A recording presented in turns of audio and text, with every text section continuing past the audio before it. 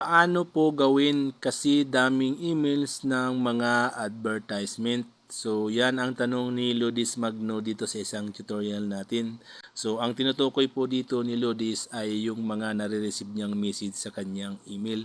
Siguro marami po siyang nare-receive na email na mula po sa mga iba-ibang application tulad ng mga advertisement po, or update po sa mga application or ads po na mula po dun sa mga application na pinagamitan niya po ng email. So ang gusto niya po ay hindi na po makareceive ng mga ganong advertisement or mabawasan at least yung mga nare-receive niyang mga email.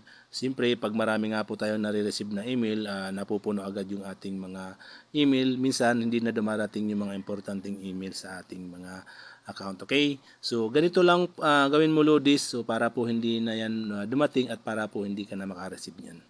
Una po, i-open mo lang po ang iyong Gmail application. Ayan. And then, pagdating po dito sa iyong Gmail account, kung ang account na to ay hindi po ito yung marami kang nare-receive na email, siyempre, kailangan mo po munang mag-switch account. Ayan. So, i-click mo po yan and then, piliin mo po yung account na marami ka pong nare-receive na email. Kasi po, kahit na po hindi naka-login yan dito, kahit po naka-log out pero andun pa rin naka-save dito, yung mga notification no, nare-receive mo pa rin po mga Ludis. Okay? Kaya pwede nyo pong puntahan isa-isa ang inyong mga email. So dito, halimbawa, naka-login na kayo dito yung inyong email. And then, isipin nyo na lang po, hanapin nyo na lang po dito sa inyong email kung ano po yung advertisement or ads po or anumang email po na gusto nyo pong hindi nyo na ma-receive or ayaw nyo na pong ma-receive.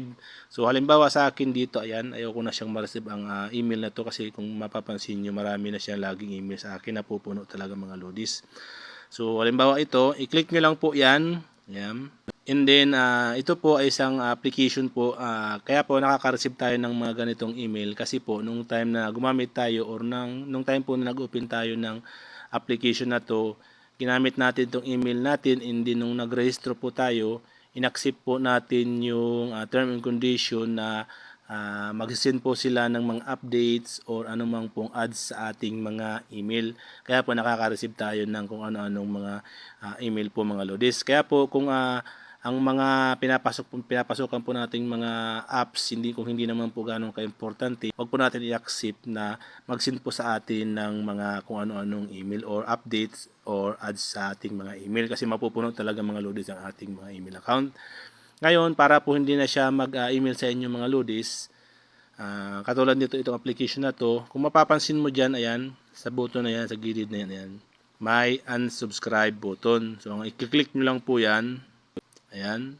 And then, pag click mo po ito, i-click mo ulit itong unsubscribe na yan.